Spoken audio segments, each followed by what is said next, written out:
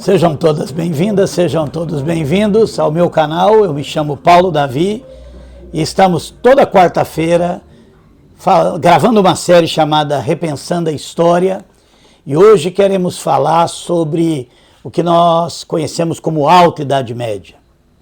Período que vai da queda do Império Romano, a partir do início do século V até o século X.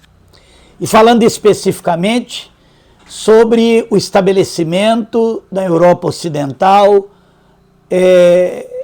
que ficou conhecido como feudalismo. Eu queria tecer alguns comentários e, principalmente, associar o poder da igreja, aquela igreja que nasceu lá no Império Romano, como uma instituição romana, né? E como essa igreja institucional, criada dentro do Império Romano, depois que o Império Romano do Ocidente desaba, diante da invasão dos povos germânicos, mas principalmente diante da crise do escravismo, né, que abalou a estrutura do Império, e quando os germânicos chegaram, eles acabaram dominando toda a parte ocidental desse império. Sabemos que a parte oriental vai continuar até o século XV, no que nós chamamos de Império Bizantino. Mas o nosso foco hoje é a parte ocidental, Europa Ocidental, e a montagem do sistema feudal. Bom, quando o império já estava abalado, a crise já estava estabelecida, falamos sobre essa crise em outras aulas, um fenômeno que aconteceu foi o êxodo urbano, né? Os romanos vão abandonar suas cidades e vão voltar para o campo. Isso porque a ameaça dos povos germânicos e a crise, né, econômica, financeira, que teve vários dobramentos na vida das cidades romanas, né? Entre eles o aumento da violência, da insegurança. Então nós temos tanto a ameaça dos germânicos, vários povos que estavam adentrando no Império, fugindo da expansão do Império Uno, e essa invasão, né, desses germânicos foi facilitada pelo enfraquecimento das fronteiras, que também é uma consequência da crise. Então esse êxodo urbano vai fazer com que os antigos proprietários de terra, os patrícios, eles vão voltar para suas terras, e aqueles chamados plebeus, né, eles vão trabalhar nessas terras como colonos. Então essa estrutura se chama colonato, né, onde o trabalho servil é predominante. O que é o trabalho servil? Os plebeus, suas famílias, vão trabalhar para os proprietários da seguinte forma: eles vão receber uma porção de terra para trabalhar para eles, e eles vão pagar uma espécie de aluguel pelo uso da terra do seu senhor, e com isso eles vão sustentar esses senhores, né? Esse é o trabalho servil, né? Onde você está preso à terra, porque você precisa da terra para sobreviver, e paga uma porcentagem, né, dessa produção para o dono da terra. Então esse sistema chamado colonato, ele vai se espalhar ali pela zona rural dessas antigas cidades, e até que realmente o império vai cair no ano 476, dominado por essas tribos germânicas. O interessante é que esses germânicos, eles têm uma economia natural, eles vivem de agricultura itinerante, eles se organizam de forma tribal, eles praticam tanto agricultura como pastoreio, e ao adentrar o Império Romano, eles vão se estabelecendo e repetindo essa prática do colonato, né? Da mesma forma, só que com um pouquinho de diferença. Os germânicos, eles, ao conquistar terras, é costume dos germânicos que o rei, ele distribua essas terras conquistadas ao seu exército, aos seus cavaleiros, né? Que também tem uma hierarquia de poder de comando nos exércitos, E à medida que você sobe na hierarquia, você tem uma maior quantidade de terra recebida do rei. E é claro que esses caras não vão trabalhar na terra, mas eles vão entregar essa terra a camponeses, né, um sistema semelhante ao colonato que os romanos já conheciam, e numa relação onde esses camponeses vão produzir para si também, e vão também produzir na terra desse comandante, pagando aí para ele uma série de taxas e além de trabalhar alguns dias alternadamente nessa terra do senhor.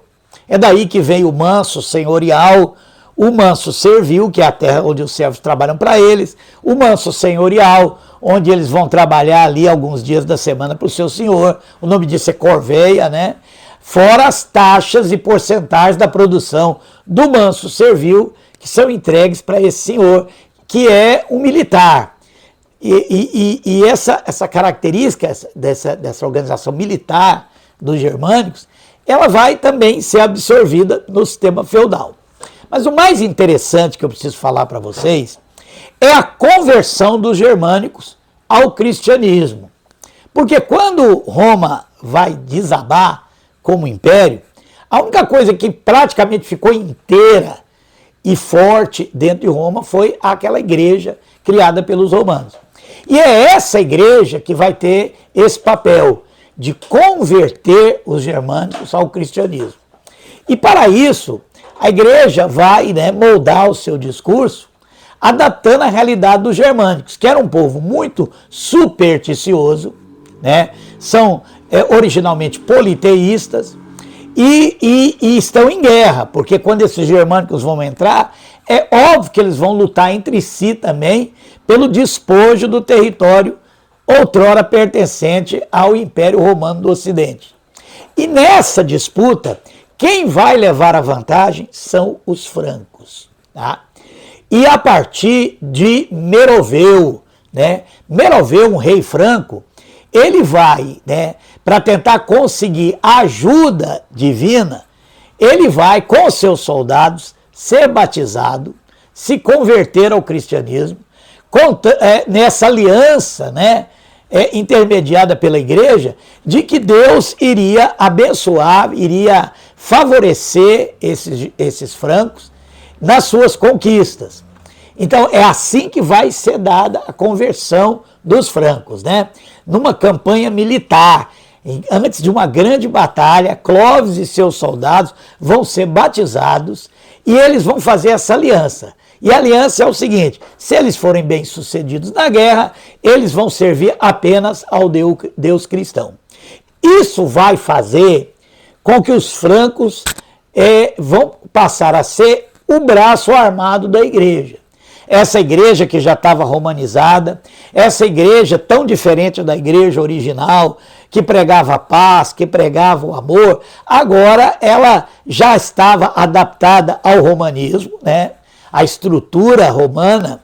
Essa é uma igreja que agora defende o poder da espada, e ela então, com os germânicos, vai encontrar aquilo que ela necessitava para se impor aos povos germânicos. Então, à medida que os francos vão avançando e conquistando e dominando a Europa Ocidental, o cristianismo vai sendo imposto a esses outros povos germânicos e rapidamente o cristianismo vai se espalhar pela Europa Ocidental, principalmente enquanto os francos, né, vão dominar. E eu quero falar uma coisa importante sobre isso.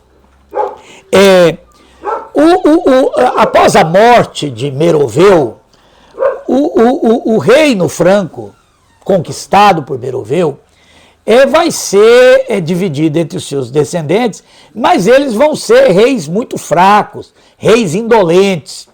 E é por isso que nesse período, a nobreza, sabe aquela nobreza que recebia o domínio prático do território, vai começar a ter muito poder. Esses nobres, chamados de prefeitos dos palácios, chamado de majordomos, vai ver a ascensão de um desses majordomos, chamado Pepino o Breve. Esse Pepino Breve, ele é filho de Carlos Martel. Carlos Martel tem um papel importante nesse período, porque foi ele que deteve o avanço dos árabes muçulmanos. Nós ainda vamos, no momento oportuno, falar sobre isso, porque isso também aconteceu na Idade Média, o nascimento do Islã, o nascimento de uma religião monoteísta, muito influenciada pelo cristianismo e pelo judaísmo, e que vai se expandir naquele período, e que vai tentar entrar na Europa, vai tomar a Espanha, né, o sul da Itália, mas ao tentar entrar nos domínios do Reino Franco, vai ser detido por Carlos Martel, na Batalha de Poitiers. Esse Carlos Martel é o pai do Pepino Breve. E por que eu estou assim falando desse Pepino Breve? Porque Pepino Breve, ele vai ser um majordomo de destaque. Ele vai ter até mais poder do que o próprio rei. E ele vai ser o responsável pela conquista da maior parte da Itália.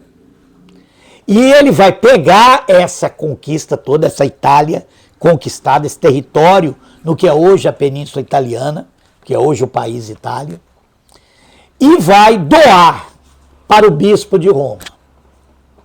Essa é o início da aliança que vai fortalecer tanto os francos sobre os demais povos, como vai fortalecer também o bispo de Roma. Porque a partir desse momento o bispo de Roma vai ter domínio prático sobre um grande território, inclusive o maior território pertencente a uma autoridade naquele período.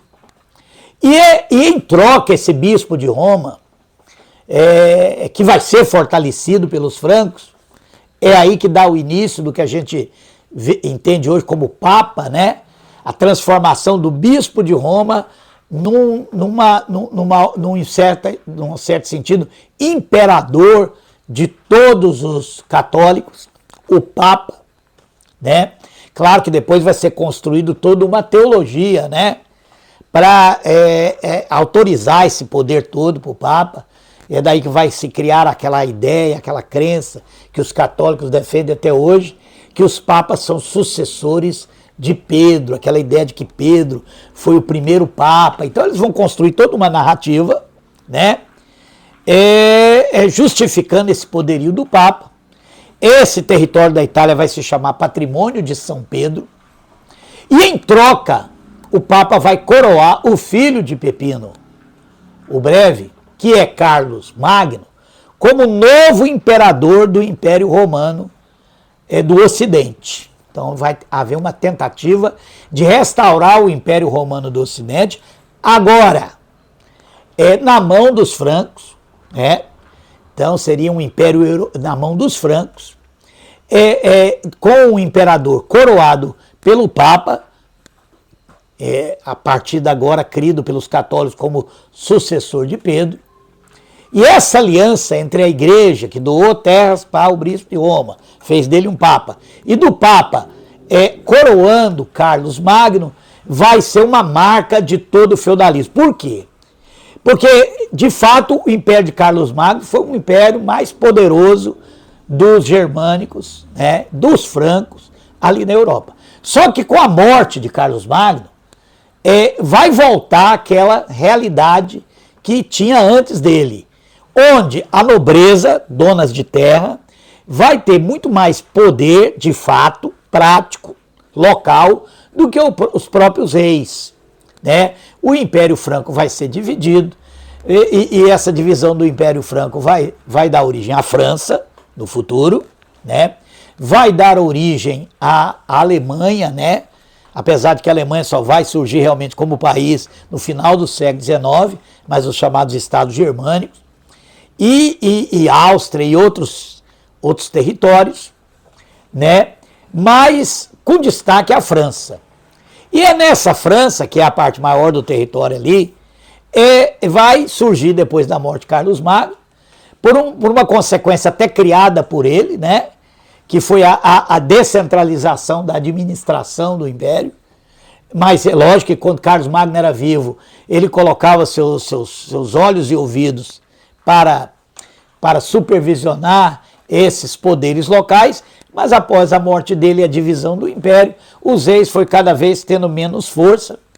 E aquela velha tradição, né, germânica, de que o compromisso da nobreza é em caso de guerra, de prestar serviço militar, ou seja, o rei doa terras e aquele que recebe a terra presta-lhe serviço militar. Fora isso, cada território governado por um nobre, de onde vai surgir o que a gente chama de feudalismo, o feudo, né? E já já nós vamos entender por que chama feudo, né? Porque vem dessa prática germânica chamada benefício, que é terra conquistada pelo rei, é dividida entre seus cavaleiros. E esses cavaleiros, em troca dessa terra recebida por usufruto, essa terra continua sendo do rei, mas é usufruto perpétuo e hereditário daquele elemento que exerce uma posição no exército real, né? E dependendo da quantidade de terra, ele vai ser um duque, ou ele vai ser um conde, ou ele vai ser um barão, ou ele vai ser um visconde, um marquês, né?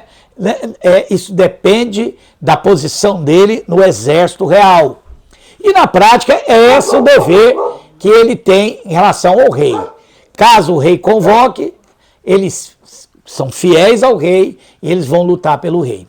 É claro que depois que os germânicos se estabelecem ali, cada um no seu pedaço, eles ainda vão ter que continuar enfrentando guerras, porque os germânicos foram os primeiros que vão entrar, mas não serão os únicos. A Europa vai continuar sendo palco de ataques e tentativas de invasão pelos normandos, né, que são os vikings, pelos húngaros, pelos árabes, né, que depois da Batalha de Poitiers, eles vão seguir para o Oriente, mas mesmo assim vão dominar ali o que é a Espanha hoje, o sul da Itália, mas eles vão acabar indo para o Oriente e fechando o Mediterrâneo ao comércio. Isso vai isolar ainda mais a Europa Ocidental, que não vai ter mais acesso ao comércio, porque os árabes vão fechar o Mediterrâneo ao comércio, fazendo com que a economia desses germânicos vão se tornar cada vez mais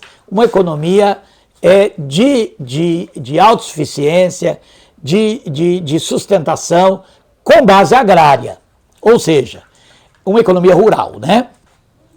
E é óbvio que por causa dessas guerras constantes até o século X, esses cavaleiros vão estar sempre envolvidos em guerras. E como é que eles vão cuidar dessa terra? Eles vão seguindo aquele modelo já dos romanos, o colonato, eles vão entregar essas terras a camponeses.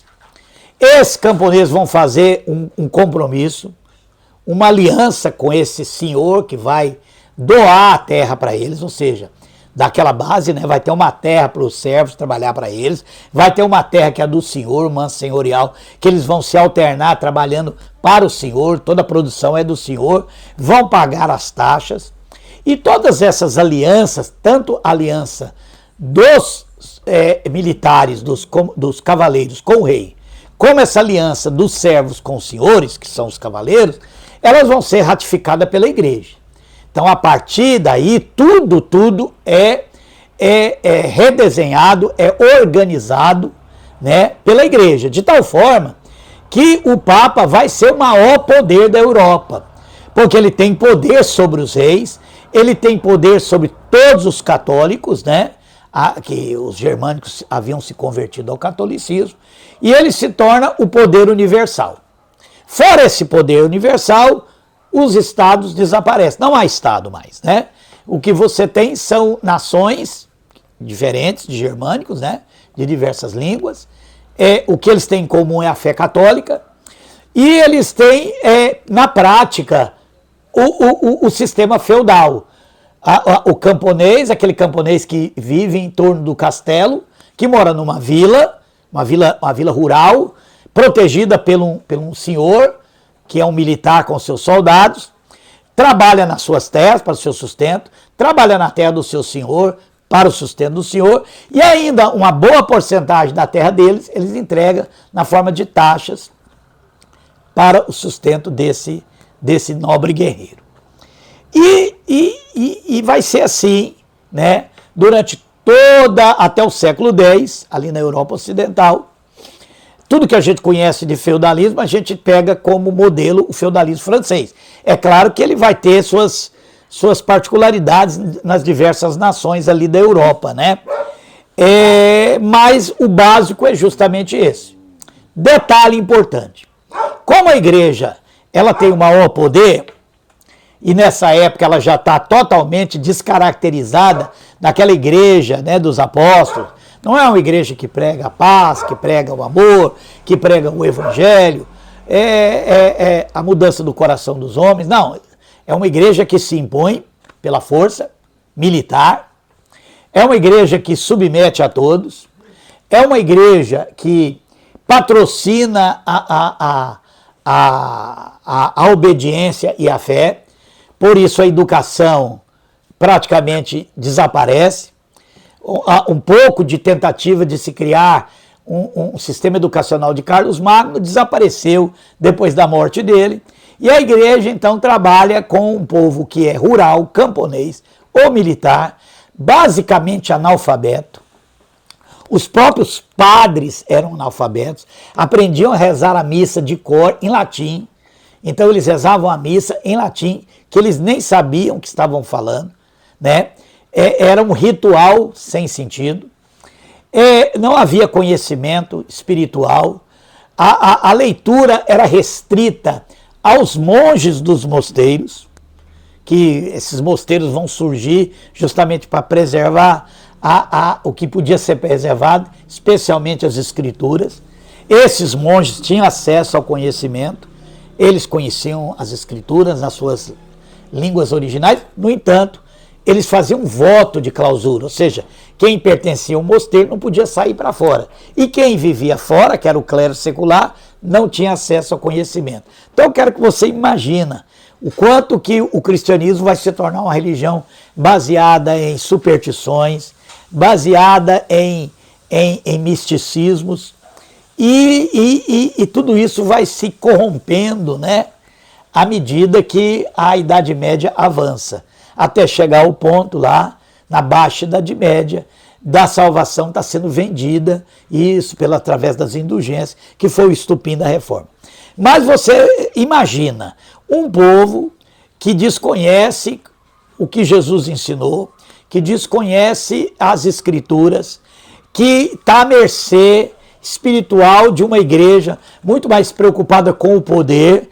Haja visto o fato de que os altos cargos eclesiásticos, de bispos para cima, eram comprados pela nobreza para os seus filhos, que não herdavam o título nem a terra. Porque no feudalismo, o título e a terra, ele passa de pai para filho, mas só o filho mais velho. Então, por exemplo, o filho mais velho do conde, quando o conde morre, ele passa a ser o conde e aquelas terras passam a pertencer a uso e fruto deles. E as obrigações militares passam a ser pagas por eles. E os demais filhos? Os demais filhos ou têm que se conformar e ser sustentado pelo conde, ou pelo barão, ou pelo duque, que é aquele que recebeu o título, ou eles tinham uma saída, comprar cargos na igreja, né? Então essa venda de cargos na igreja, né, ela já aparece, né, entre os germânicos, e era comum, né, de um nobre comprar para um filho, para outro filho, um cargo de bispo, um cargo de cardeal, até cargos de papa foram disputados naquele tempo. Então você imagina o nível espiritual do cristianismo durante a Idade Média. É claro que sempre houve no meio dos cristãos aqueles que se despertavam, né? Tanto aqueles que nunca aceitaram, né, a romanização da igreja, que são conhecidos na Idade Média como hereges, como os valdenses, como os cátaros, né, que viviam, né, em lugares isolados, na Suíça, mesmo nos Alpes franceses, em vários lugares, ali é longe, né, do controle dessa igreja, até durante um bom tempo. E havia também dentro da própria Igreja Católica aquelas pessoas que tinham, né, de alguma forma, despertado a seu coração para as coisas concernentes ao Evangelho. Aí vai surgindo aquelas ordens mendicantes que a gente conhece, como os franciscanos, os beneditinos e outras ordens que, fora de toda essa estrutura política, né, formavam aquelas ordens onde aqueles padres faziam voto de castidade, voto de pobreza e viviam para servir os menos favorecidos. Então, havia uma espiritualidade ainda que pontual, no meio disso tudo. Mas aquela igreja secular, frequentada pela maioria dos camponeses, rezada por um padre em latim, que não conhecia latim, e submisso a um bispo que tinha comprado um cargo, esse era o geral, né, que havia ali na Idade Média. Então, nós temos aí essa realidade, né, e é bom a gente pensar o seguinte: nessa época, o feudalismo ele era explicado como sendo explicado pela igreja como uma projeção do que havia no céu, o Pai, o Filho e o Espírito Santo, onde os padres representavam o Pai, os guerreiros o Filho e os servos que trabalhavam o Espírito Santo. Essa sociedade funcional tripartida era apresentada como uma imagem e semelhança de Deus, né? Então a igreja mantinha todo mundo fiel ao seu papel. Os padres rezando, porque quando os outros povos que tentaram entrar na Europa, os árabes, os vikings e os húngaros, atacavam a Europa, era dito pela igreja que eram forças ligadas às trevas, que eles adoravam demônios e que precisavam os padres rezar e jejuar para vencer as forças do mal invisíveis que estavam por trás desses exércitos. Enquanto que os cavaleiros eram levados a acreditar que estavam lutando a guerra do Senhor. Então eles iam lá, lutavam, guerreavam, venciam, perdiam, davam a sua vida acreditando que estavam lutando a guerra do Senhor e acreditando também que morrer lutando nessas guerras daria a eles um lugar de privilégio no céu. Muitos desses guerreiros da Idade Média foram canonizados por papas daquele tempo e se tornaram santos na igreja porque eles acreditavam que estavam fazendo a guerra do Senhor. Enquanto que eles acreditavam também que na retaguarda estavam os padres nas abadias, que eram construídas em forma de castelo também, porque esses abades, esses padres das abadias, todo mundo acreditava que eles passavam dia e noite jejuando e orando para afugentar as forças do mal, numa guerra espiritual necessária para que na guerra real concreta houvesse vitória dos cristãos. E para sustentar os padres rezando e os nobres guerreando, a maior parte da população, os camponeses, analfabetos, ou a maioria analfabetos, né, ou semi-analfabetos, ali acreditando que estavam realmente trabalhando e entregando quase tudo que eles produziam, né, acreditando que o papel que Deus tinha para eles era dar a sua vida para sustentar os guerreiros que defendem a Europa cristã e sustentar os padres que rezam para proteger a Europa cristã. Então essa visão, né, na época ensinada pela igreja, fazia com que toda a população católica, seja ela dos francos, dos ingleses, franceses, ingleses, e todos os demais povos, holandeses, etc., eles se submetiam a essa realidade, acreditando que estavam fazendo a vontade de Deus. E isso vai até o século X, quando as invasões cessam, e aí a população da nobreza, que era controlada pelas guerras, começa a crescer e não tem terra para todos esses nobres explorar. E aí vai começar a crise do feudalismo. Mas isso é um outro assunto, porque essa crise do feudalismo vai dar lugar ao cristianismo. Vai dar lugar ao capitalismo, né? Essa crise do feudalismo vai dar lugar ao nascimento do capitalismo, mas isso é um outro assunto. Espero que você tenha entendido como é que surgiu esse sistema feudal, esse sistema de economia rural, esse sistema servil, esse sistema que funciona de tal modo a atender o interesse maior, que é o da igreja, de manter o seu domínio na chamada Europa cristã e que se vê ameaçada por outros povos, de outras religiões, de outros costumes, e ela precisa manter esse agente fora da Europa Ocidental. E para isso ela monta essa estrutura, ou ela utiliza, né, daquilo que já existia e redesenha o que nós chamamos de feudalismo europeu. Espero que você tenha gostado. Continue assistindo às nossas aulas, Repensando a História, toda quarta-feira.